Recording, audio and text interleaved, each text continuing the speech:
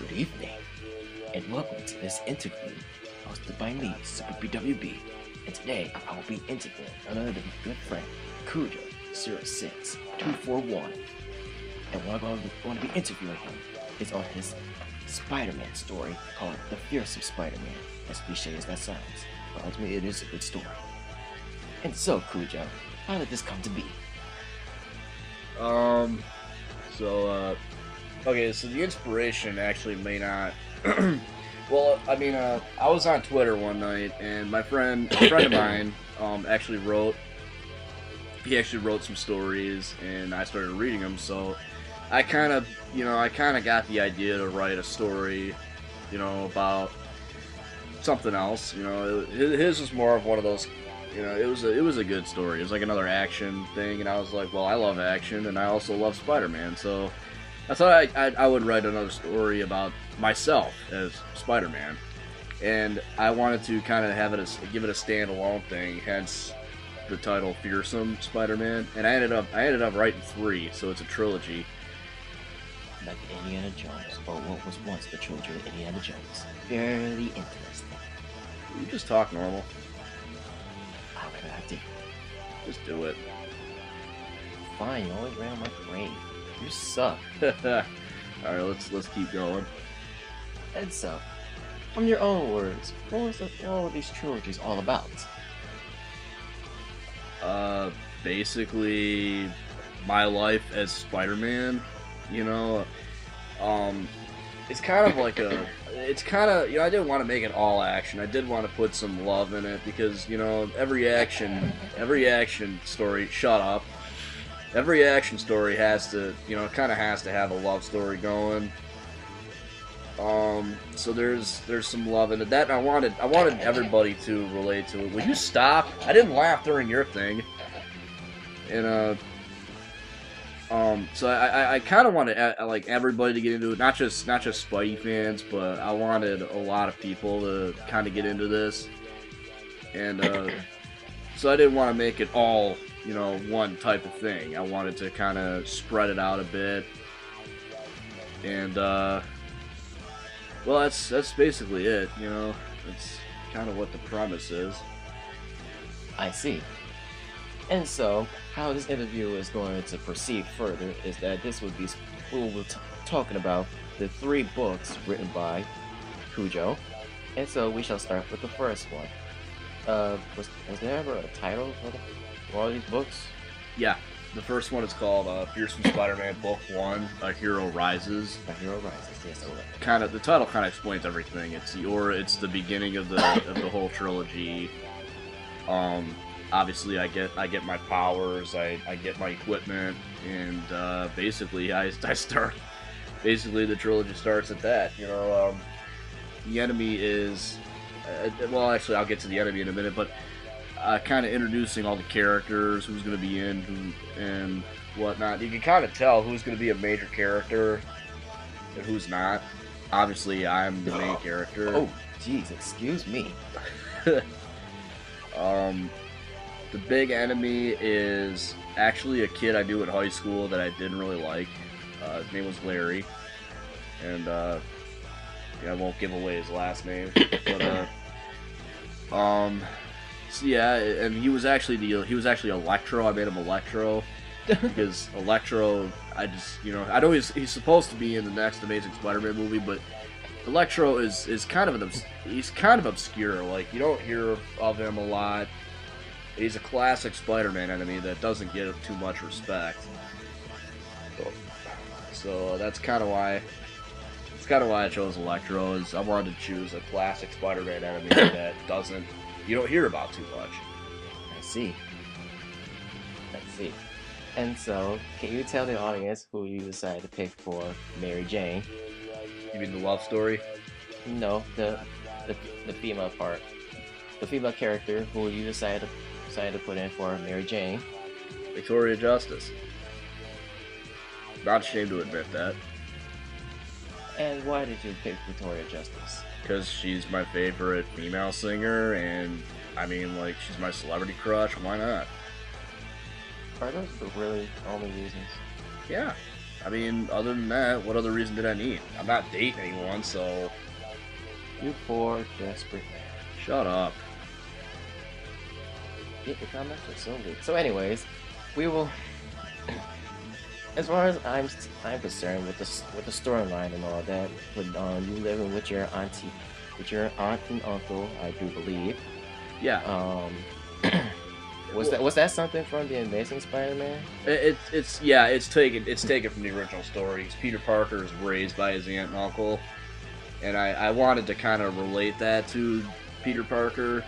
I don't actually live with my aunt and uncle, so that's something I really can't stress enough. But yeah, I kind of wanted their similarity to be in that part, and that's why my uncle ends up dying, is because Peter's Uncle Ben died. So I wanted to kind of relate myself to Peter as closely as I can, without, you know, being the exact same thing.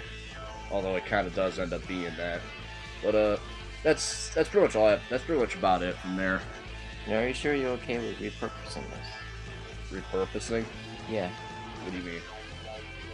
Like, we already know that the Spider-Man saga has been around for many, many years to come.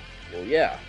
And so you're taking the Spider-Man saga and making some changes into it and making it your own. Yeah, it's still Spider-Man. Yeah. Well, are you sure you're okay with making small changes?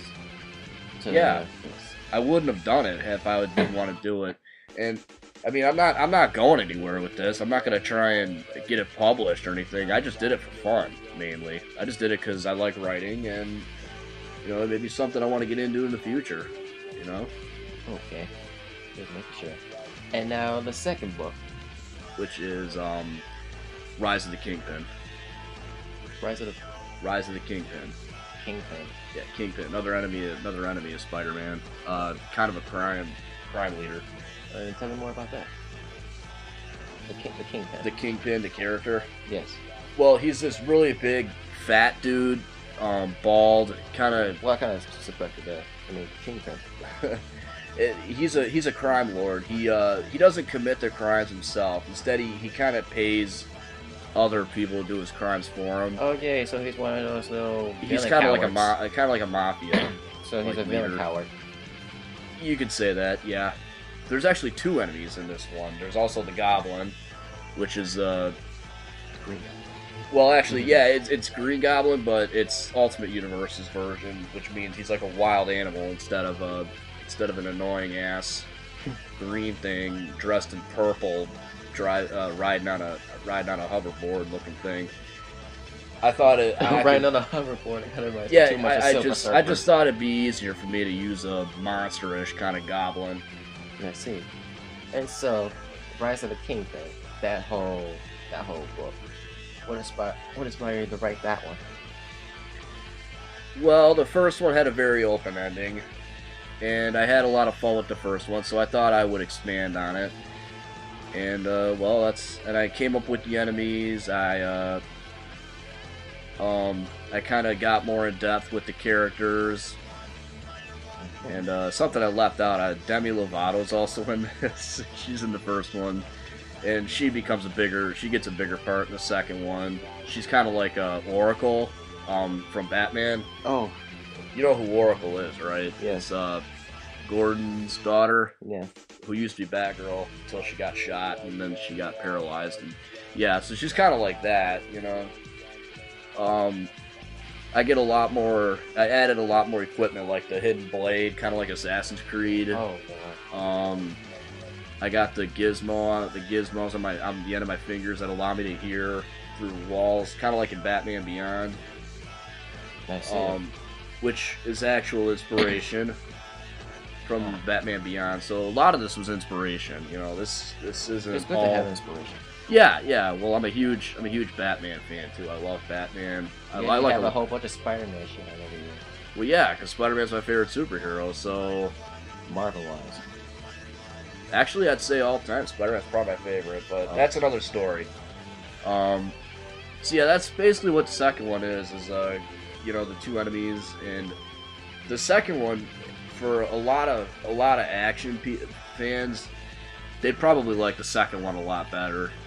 Hmm. Because the second one, to me, had more action than the first or the third one. There wasn't too much love, so if you're a drama fan, if you're a fan of love stories, then you probably shouldn't. You'll probably be disappointed with this one, because the second one, yeah, not too much love scenes. But, yep, that's about it. I think it's probably the best one I wrote. I like the second one, probably the best. Interesting. You know, I mean, if I had to pick a favorite, I love all three of them, but the second one's probably my best one. I can see that. And so, finally, last but not least, we shall move on to the third book, which is titled The Return of Carnage. Okay. And I'm pretty sure you know who Carnage is. Yeah. Yeah, a lot of people would know who Carnage is. This one, this was kind of like, yeah, I knew this was gonna be the last one. I took a lot of time to think about this one because I had to find a way to pretty much tie up all the loose ends and just, you know, to tie up all the loose, yeah, like I said, tie up all the loose ends. I'm repeating myself really badly, and you know, kind of like end the story. I didn't want to give a bullshit cliffhanger as an ending, because a lot of movies will do that. They'll claim it's the last one, and a lot of video games do that too. They'll give you some bullshit cliffhanger as an ending, and so yeah. But I didn't want to do that. I wanted to pretty much give the reader the message that this really is the last of the series, and that the trilogy is over. Very interesting. And so, is that what inspired you to write the whole third book? And what to that one? Well, what inspired me to write the third one is I knew there was still, the second one ended on, you know, there could be more. That's, you know, there could have been more, and so there was, and then I wrote the third one. And like I said, I dived right into the third one knowing that this would be the last of the series, that this was going to be a trilogy, and that's just all there is to it. This is the last of the Fearsome Spider-Man trilogy. Out of all the things, why Fearsome? Well, I couldn't think of anything else, and I think, like, I was thinking of, like, Savage Spider-Man, but Savage would kind of be like if I was a wild animal or some kind of... Just some feral beast that shoots webs. Yeah, like some fucking ferocious monster.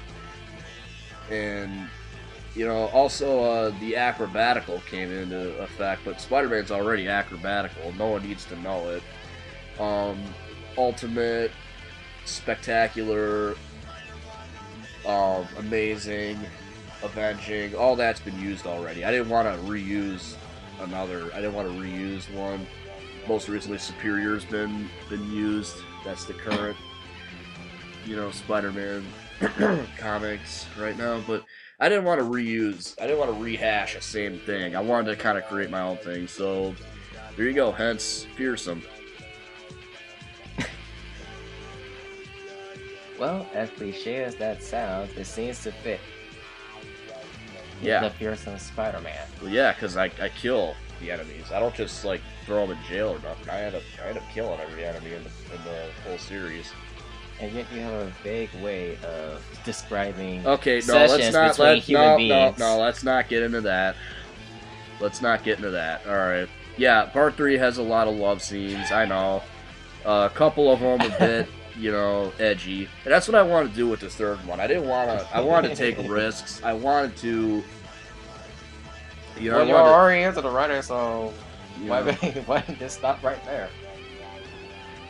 I mean, not just cut it off right there. I mean, make it like 1 or 2 sentences and then that's it. I didn't. I mean, go deeper into it. I mean, a little bit deeper. No. This was not a porno. I'm not suggesting making it a porno. No. I'm pretty sure I got the message across the way I did. And actually, let's just. I'm choosing to move on here because I'm not going to get into. I'm not going to keep getting into Yeah, this. that describes things perfectly. Okay, stop. All right, that's enough. You know, you really got to work on the attitude. I'm not getting at it. I'm just saying, you know, like. And there you have it. His attitude. whatever. See? And so, Okay. will there be well- any more books? Well, I am gonna do a spin-off series of it where it's mine and Vic's daughter. Like we have a daughter, and she ends up taking over. Oh God! And because there was a Spider Girl in the Marvel universe, Peter and Mary Jane have a daughter. I didn't read any of the comic books, so I have no idea. I have no idea how the stories in there went. So this will be like completely like on my own. I'm not sure how many I'm gonna do. I guess it depends how everything goes, but yeah, I mean that's really still in the works. I haven't even started typing it. I've been doing other things, doing other projects. My daughter. What, you gonna have a son too? No. Okay. Alright, so I guess that wraps up everything here. Thank you for taking the time out of your life to have this interview with me. No problem. And so, this has been Mr. BWB and CuJo 06241. And we are out of here. Spider-Man, Spider-Man,